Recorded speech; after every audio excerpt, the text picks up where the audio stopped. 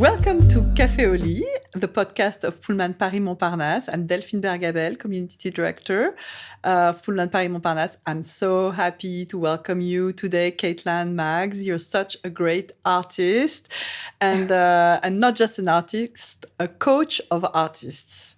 Well, thank you for the invitation, and it's a very unique one at that. Yeah, really? I never did an interview with a Café Café is really something nouveau. Special. Yeah. Very special, very new. So, Caitlan, I'm going to do a presentation of you, of your parcours, your career to our audience. So, first of all, Caitlan and I, we met at C2 Montreal a while ago, a couple years ago, and I was very lucky to experience your lab at C2 Montreal, and your lab is called Are You You? Mm-hmm. And I loved it so much that we decided with Jamie Faust, our general manager, to bring it here in Paris in exclusivity at Pullman Paris Montparnasse. Wonderful. Yeah. And so, Caitlan, I want to say that I'm very impressed with your career in the world of arts. Mm-hmm. You are a dancer, and you danced with the most incredible stars of our century, or maybe the last century as well, because you danced with Rodolphe Nureyev, with Mikhail Baryshnikov in London. You were part of the Royal London Ballet. So training at the Royal Ballet School and then performing with National Ballet of Canada. Wow. Yeah. And then you became a coach at Cirque du Soleil for 22 years. Mm-hmm. And now you are a coach for artists, but not just artists. Mm-hmm. You work with businesses, universities, and all sorts of people who want to become creative, I would say. Mm-hmm. And this is very unique, what you're teaching.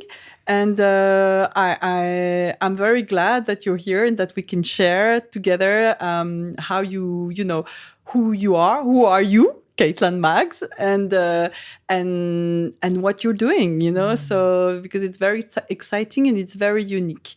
So, Caitlan, welcome to Café. Well, thank you so much. It's a pleasure to be here. An honor, actually. Thank you so much for the invitation. Well, my first question is, Caitlan, who are you? Oh, well, you kind of just wrapped it up. I mean, I've been very fortunate to find my calling early in life, which was dance, and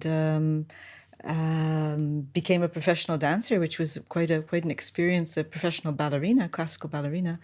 And then life took me on a path with different ups and downs that, you know, influenced my career.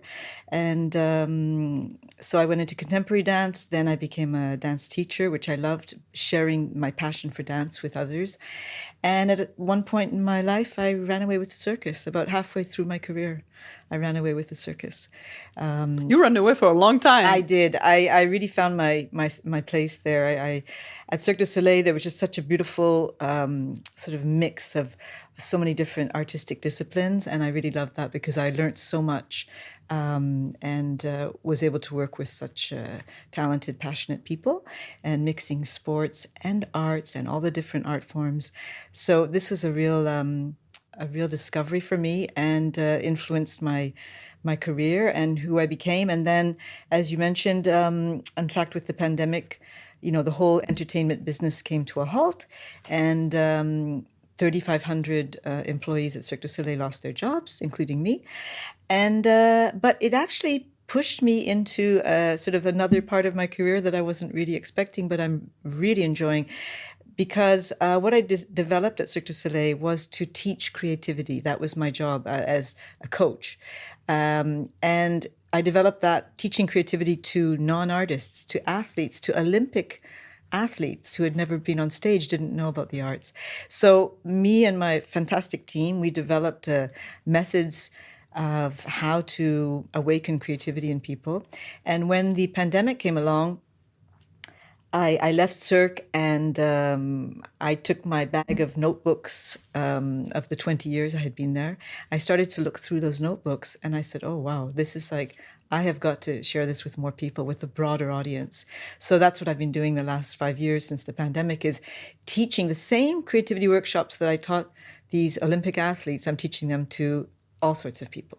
Everybody and anybody, non-artists, artists, entertainers, business people, students, everybody really, teachers, professionals, leaders, and just helping people to awaken their creativity through movement. So that's kind of where I'm at. I don't know if that's who I am.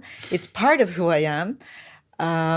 But basically, I think who I am, I love people, and I believe the purpose in life is connecting with others. So that's what I try to do in my personal life, but also through my work, is help people to connect with each other. So you know that human connection is really what we strongly believe in at Pullman Paris Montparnasse. This is really our, main focus. So encounters, Yes. meeting people. I really believe that, encounters, human connections, Yes. they change your path in life. Yes. It gives your life meaning. And that's really what you remember when you look back on your life. It's the human connections more than what you did or where you went. It's like the connecting with others. That's really what I think we're here for. So with my workshops, I try to help people to connect in a different way, and also connect with themselves first, and then discover others, and also discover their creativity through that. So what's the link between movement, authenticity? You talk a lot about authenticity in your book, and creativity. I mean, how do you connect all these dots? Well, for me, authenticity is the starting point. At Cirque du Soleil, the first years of Cirque du Soleil, we had an amazing metteur en scène, a director, who was Franco Dragon, who did the first 10 to 12 years of all of the great shows of Cirque du Soleil: Alegria, Saltimbanco, Oh, La Nuba, Kidam, all of these wonderful, wonderful, beautiful shows. And the first thing he would say when athletes came into the studio for the first rehearsal, he would say, "Qui es-tu?" He asked each artist, "Who are you?" He wanted to know what was the essence of each person who was going to be in his show. So he wasn't telling them what to do. He was trying to draw out who they were, so that the end performance would be authentic. It would be real. It would be really coming from a place of honesty, of truth, of authenticity. So this sort of became the kind of the leitmotif of Cirque du Soleil, or the we always say this: "Qui es-tu? Qui es-tu?" It's sort of like the slogan of Cirque du Soleil. Is it why you named your lab Are You You? Actually, no, that was really a coincidence. It's because C2 Montreal, which is this wonderful event that happens yearly in Montreal, which is a combination of creativity and commerce, they hired me to give a workshop. I discussed with the creative director. He said, "Could you do something more on authenticity and presence?" I said, "That's great, yeah." Because, as we know, it's very popular nowadays, mindfulness and kind of reconnecting. And people, since the pandemic, really need to kind of reconnect. There's so much on their screens and all of this. So he asked me to prepare that workshop, and then they named it Are You You? So it was just a coincidence that Franco Dragon and I had been brought up on this kind of sentence of Qui es-tu? Who are you? So yes, there's a link. There must have been a link in what we were both talking about or searching for, which was authenticity. And authenticity on stage was important and is important for Cirque du Soleil and all performers, but authenticity in life too, in whatever we do. Coming from a place of authenticity makes our message stronger and truer, I think. And you and I had this conversation when we were preparing for this interview, and I asked you, what are the artists of Cirque du Soleil most afraid of? Because, and you told me, which something I didn't know, it's that more or less they risk their lives, whenever they perform these extreme, Yes. Artistic figures. And so I was just wondering how they are coached, or do they have this inner capacity not to be afraid, Yes, I think they're not really afraid of, they do risk their lives, but we do not take any unnecessary risks. There's a huge there's a department just for risk assessment and all of that. So they're very confident, and the technicians are incredible. All the protocols are like 200%. So I don't think they are concerned about that. I think they're more concerned about their body, their instrument, aging, how long can they keep their job? Because as I was a dancer also, your body is kind of your instrument. So you're kind of dependent on your health and your body to make your living. So a lot of the acrobats, they know that maybe around 40, it's going to be game over. So what do you do at 40? Your career isn't over. You still have to earn a living. So I think some artists, acrobats, and dancers are concerned about that, like how long, getting an injury, for instance, and not being able to do their job. But in terms of the kind of the high risk of circus, I think these acrobats kind of get used to it. And that's one thing that the coaches are always reminding them: don't get too comfortable. You're doing 450 shows, so you could go on automatic, but you can never go on automatic when you're performing at that level of risk. So that's kind of very important for them to keep that presence, be in the moment.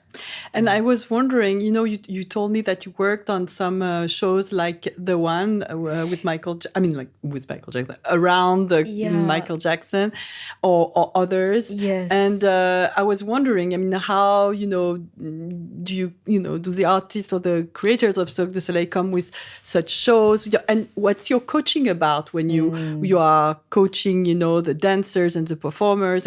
What's your job? Being a coach at Cirque du Soleil is really particular. No, it is very, very niche for sure. I kind of had two roles. So when the athletes arrived, we had to give them some basic skills in performing arts. And we would start with an immersion first, because we only had them for 3 months. It wasn't a school, it was a production house where we would train people for about 3 or 4 months, which is nothing really. So even the most basic performing arts program is 3 years minimum. So we had about 4 months, and we developed this thing, we called it the artistic immersion, based on basically when you want to learn a language, how do you learn it the fastest? Well, you kind of immerse yourself into the world. So we sort of immersed them the first 3 weeks with workshops with not much pedagogy and just like 3 hours per day, changing the discipline each day. So it could be dance one day, theater the next, music, percussion, body percussion, whatever, mime, all sorts of things, singing, and kind of open them up. And then we would teach them basic skills. The rest of the 3 months, we would give them maybe 2 or 3 classes a week of movement and theater. But then they had to transfer those skills onto the apparatus. So, when you see a Cirque du Soleil show, you're not watching a dance class, you're watching these acrobats on their different apparatus, the trapeze or the cerceau or the tissu or the trampoline. So these acrobats were very spoiled, I would say, because they had 2 coaches present at every training. The huge investment. So you'd have the acrobatic coach looking after their acrobatic technique, and the artistic coach, myself and my team, working on the artistic aspect of the performance. So at the beginning of the 3 months, maybe 90% of the training would be acrobatic and 10% artistic. And at the end of the 3 months, it would be the opposite. They would have they would have the acrobatic skills, and then we would be pushing the artistic at 90% at the end, all of the musicality, the expression, making their performance not just look like tricks, but something meaningful. Yeah, because for example, in the Michael Jackson show, it's a hologram of Michael Jackson dancing, and then you've got real dancers, and they interact. So I was just wondering, how do you come up with such a... Well, each show has a team of designers, and people are coming up with, the most original concepts they can come up with, because they all want to, think outside the box and do something bigger and better and, more powerful or meaningful than the show before them. So people are really inventive and creative. Coming and also the Cirque has usually a pretty good budget to fulfill these dreams of these creative visionaries, let's say. But the artistic coaching on the shows were the same thing, really how to integrate the artistic aspect once they've learned the technical aspect and make it meaningful, make it so that when you go and see a Cirque du Soleil show, the acrobats are really expressing something. You forget that they're performing. It's got to be something more than that.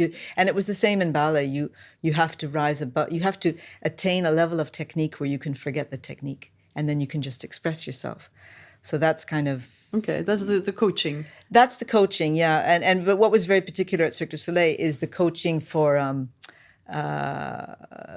artistic coaches that were coming from dance or theater to then learn these skills in the acrobatic environment.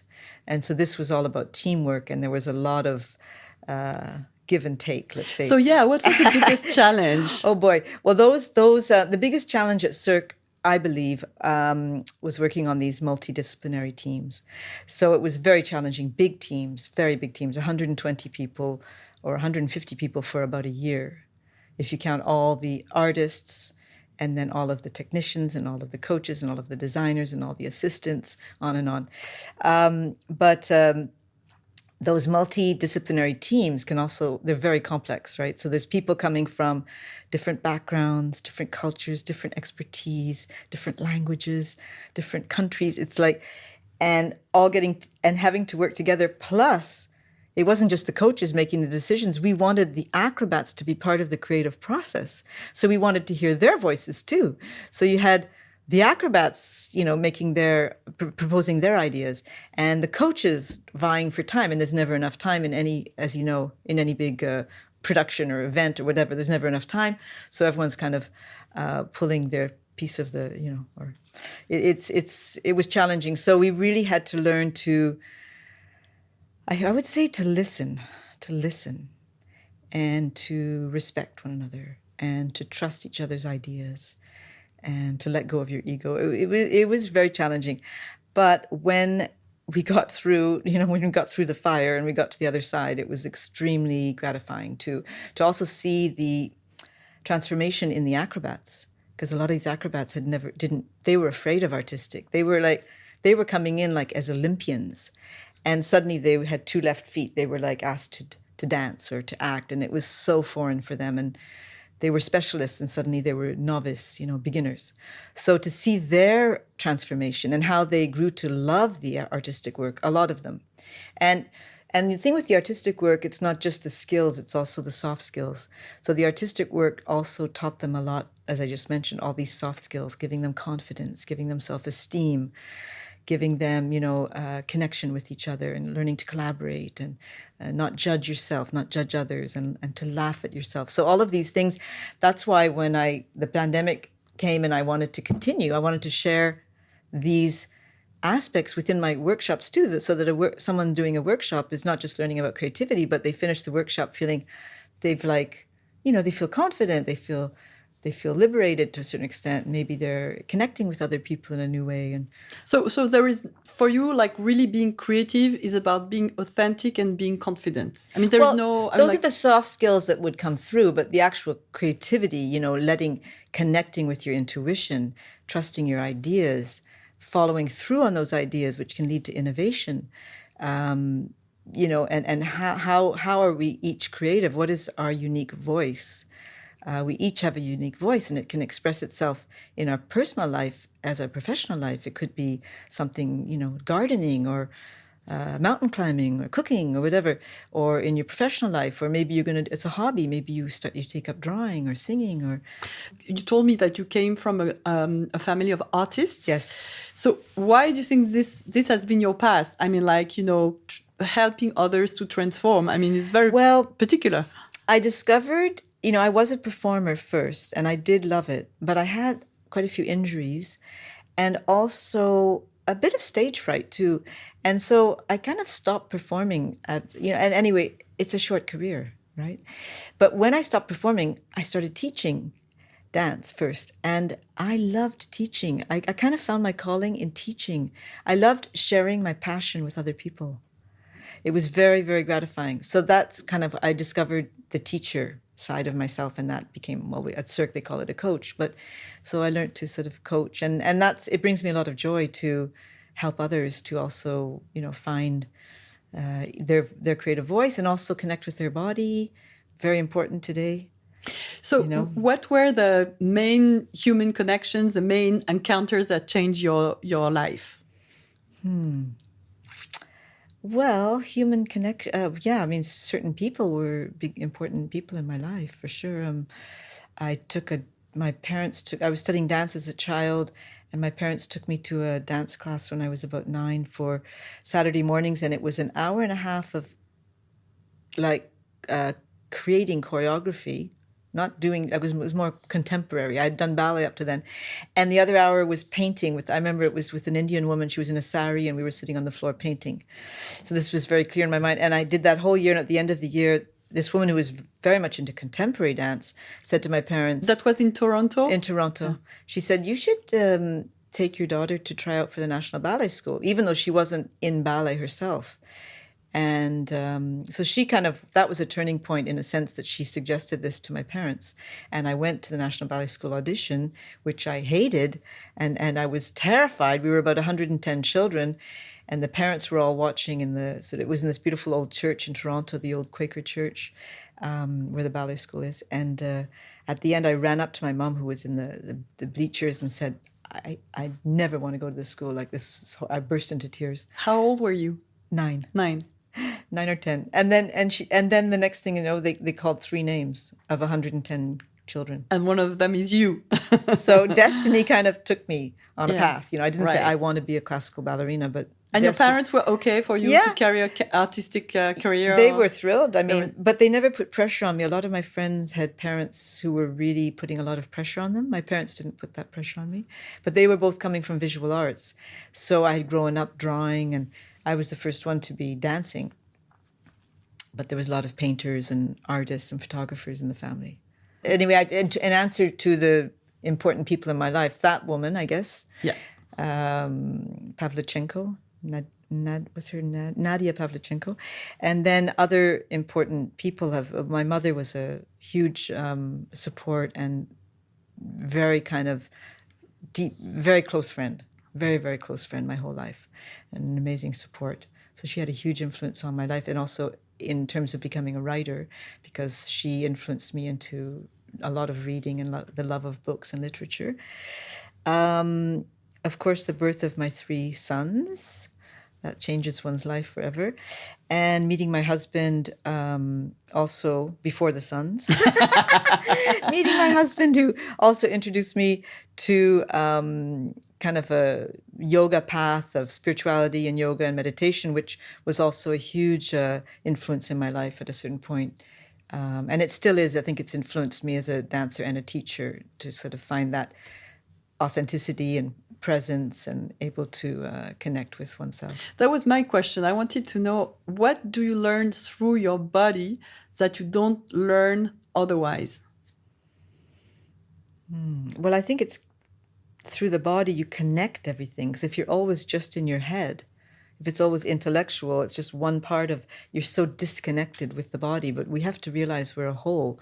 It's all connected. That we have a brain, we have our intellect, but we also have our body and our intuition and the energy flowing through our body and our spirit. So it kind of connects it all, and the breath. So for me, it's connecting it all is very important. I think there, as a dancer or a movement artist, it's very important, the connection with the body. So, and how did you find yourself in Cirque du Soleil?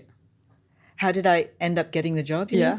Well, I had just left I taught for many years, several years at Les Grands Ballets Canadiens at the school, l'École supérieure de ballet du Québec.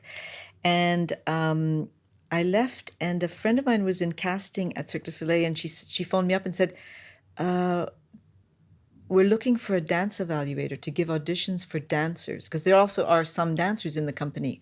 There's mainly acrobats, but there's a few dancers, a few actors, a few singers, mainly acrobats. And so they hired me to give auditions, and I gave an audition actually, I think it was Paris and Amsterdam. And so I gave auditions for dancers. And when I gave about 3 or 4 auditions, when I came back to Montreal, the training department had heard about the auditions I had given, and they called me up and said, we don't want to steal you from casting, but could you come and give some classes to a group of artists that it will be on holiday? They'll be coming through Montreal from Kidam. Could you give some classes?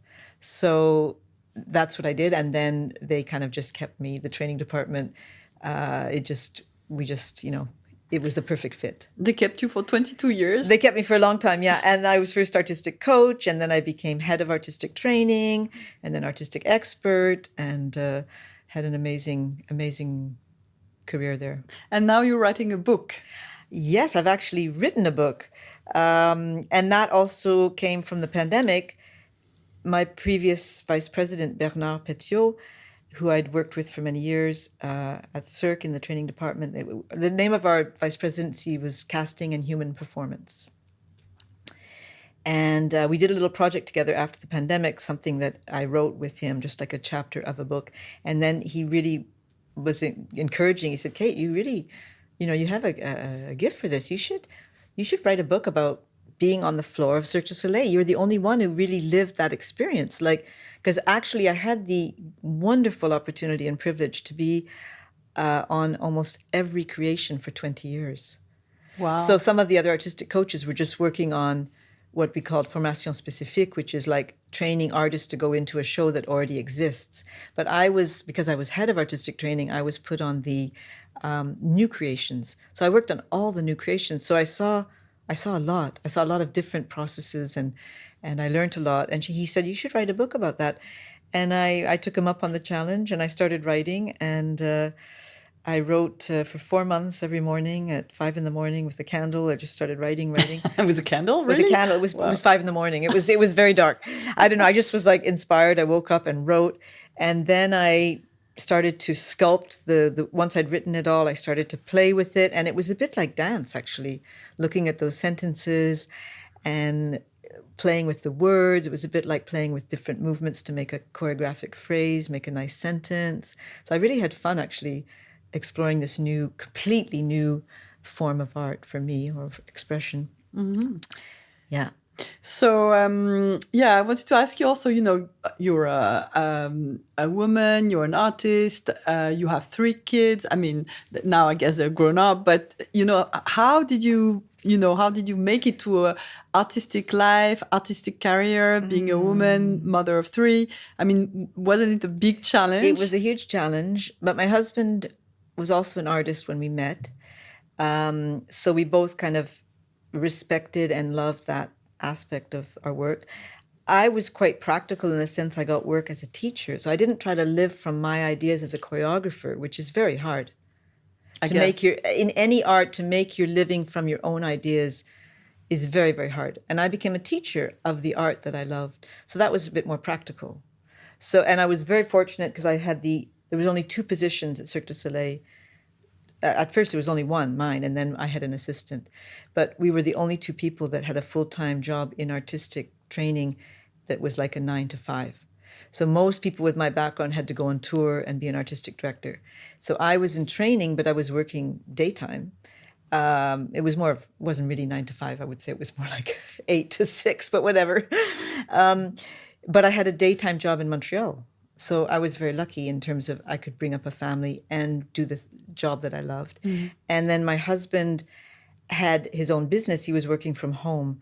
So that gave us a little bit of freedom. So we both weren't like having to be at an office at 9 o'clock. So if one of the kids was sick, he could cover for me. And so we shared that process, and he supported what I was doing too. Mm-hmm. So I was fortunate. I was very fortunate. Okay, so now I have a few questions for you. I did have questions for you, and thank you for the answers. But sort of like little questions that we ask at Café to the person we interviewed.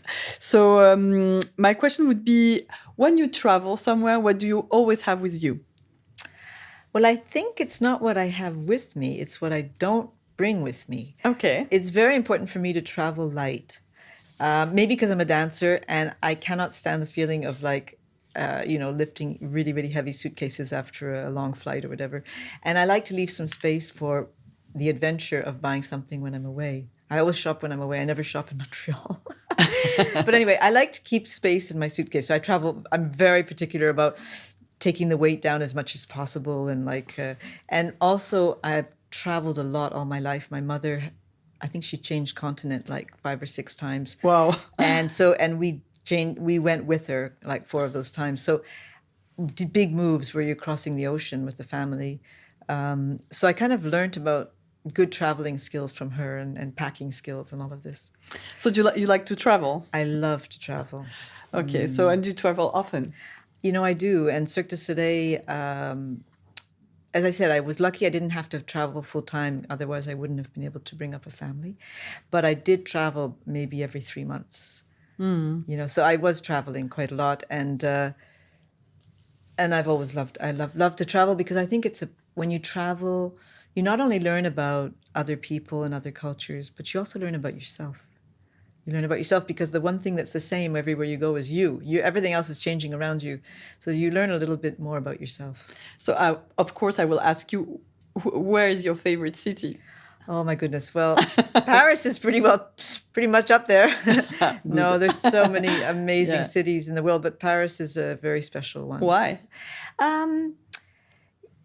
I've been here quite a few times. I have some family living not far out of Paris, but it's just so beautiful, so pretty. I also had and very romantic, and somehow there's sort of a magic here. But I did also live in London growing up for 6 years as a teenager. I was maybe a bit too young to really enjoy London, but it's also a wonderful city. But all of these great cities, and I love Montreal as well because it's a little bit smaller than these really big cities. I love to visit a place like Paris. I don't know if I'd want to live in a big city. I did in London for 6 years, and I like the size of Montreal because it's just that little bit smaller. It's still an international, cosmopolitan place, but just that little bit smaller is kind of also takes off some stress, and I would say, yeah. So what, do you have a routine, for example, when you travel to, you're in a hotel room, do you do something always the same, to feel comfortable or not? I used to bring sometimes things to sort of decorate. I don't do that anymore, but I don't know. Not really. I like to be able to move around. I'm usually getting ready to teach a workshop, so I have to have a bit of space to kind of, plan what I'm going to be doing, or have a good book to read if I can't sleep because of jet lag or something. But yeah. So what are you reading right now? What's your book? I just read a book called Orbital. And what is the other book I'm reading? The House on Mango Street. I've been reading a lot for the last few months, and I'm really bad remembering authors' names. Excuse me, but yeah, I love to read, and I've read a lot, and I think that influenced me in my writing of my book, actually, because I've always been a very big reader. That's good, because nowadays, like the younger generation, it's a challenge to make them read. Although this is a really great way to escape, to go away. Yes, and it's great. It's wonderful. And in fact, I wrote the book first as a memoir, and then it kind of morphed into more of a creativity guide. And it was kind of because I said, people aren't going to read, like young people don't want to read a whole book, and they don't want to read all those stories. So I now it's very visual. There's a short anecdote, then there's a takeaway, like what was the learning of that experience, and maybe some key notions, artistic notions, and an exercise and some questions. So I've made it more visual, and you could just open it anywhere in the book and say, okay, I'm going to read this chapter, and it's for my inspiration today or something. So because people don't have the same attention span. Yeah. So connecting to your labs, does it influence the way you make your labs? Well, the labs are such a new experience for people, basically. So they can't really, once they're in, they're kind of stuck with me. They can't escape. But I create a very friendly environment, very open, very, welcoming, where we have fun. It's key to have fun. And that was one of the things when we were teaching the acrobats, we had to make it fun. They didn't want to do the artistic. They wanted to do their acrobatic tricks. So we had to make it fun. And I did a survey at the time with a lot of teachers, and everyone said that when you learn in an environment where fun, happy environment, your learning curve goes up. So I try to create an environment that's welcoming like this for people. Yeah, and I think you didn't say the title of your book, did you? It's Cirque of Creativity, because the book is about creativity, but it's really about my experience as I lived it at Cirque du Soleil. So it's about the creative process that's very particular to Cirque du Soleil, which I think many people don't know about, and hopefully they would like to know more about it. So I have my last two questions. One, what is energy? Well, energy, I think, is what's flowing through us. When I was younger, I studied Tai Chi a lot, and chi is the word for energy, and it talks a lot about all the meridians and the energy that flows through our body. And in the artistic world, too, that energy can transform into emotions, into expression, and how do you express yourself? The energy is through your body, but also comes out through your eyes, through your breath, through your emotions. Okay. And then a question I told you about that... it's a form of communication, I would say. Energy is a form of communication? Yes, I think so. Interesting. So, yeah, we have a little routine here, is that we pass a word through the person who come to Café Oli. So, Michel Lévy-Provençal, who is the organizer of TEDx conferences here in Paris, the word he passes on to you is courage. Oh, that's a nice word. Yeah. What would you have to say about courage? Well, life takes a lot of courage. Indeed. Indeed. In all aspects of our lives. Yeah, for sure. One needs courage. One needs a lot of courage. And you need courage to be creative too, because you have to take risks to be creative, and that's not always easy. And you have to surrender to the outcome, and that takes courage. You told me you have to believe the process. Yeah, you have to believe in the process. Also, I think what's important is people try to find solutions very quickly. We're all want to find an answer. But in the creative process, you have to kind of not think so much about the product, but live the process, which is why it is called creative process. It's not called creative product, where we're just trying to find an answer. Finish it all up. No, we're talking about the process. So to really live the process and surrender to the process takes a lot of courage. It does take courage. So what would be your word that I will pass to the next person? Well, I think it would be creativity. Yeah, that's a great word from you. It would make sense, huh? Yeah, sure. Creativity, that's a great word. And we need a lot of creativity nowadays. Yes, we do. In fact, it's funny because a friend of mine wrote a book, Welby Altador, and his book is called Creative Courage. Oh, wow. So you're mixing the two words. The dots.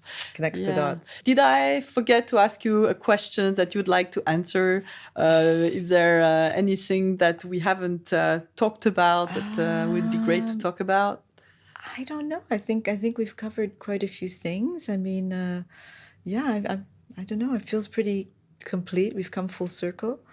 The full circle is going to be this evening when we're going to experience your lab. Yes. Are you? I'm so excited about it. Me too. I'm actually very excited to share that with your guests and hopefully share the magic. Yeah, absolutely. So, Caitlan, I really want to thank you so much for coming to Café Oli, the podcast by Pullman Paris Montparnasse. I was so happy to interview you today. You're such a creative character, performer, choreographer, coach, and we're very lucky to have you tonight to enjoy the experience of RUU Lab. Well, thank you for the invitation. It's been a creative Café Oli, and tonight will be a lot of fun. I'm sure we're going to experience something unique and together. For sure. Yeah, merci. Thank you.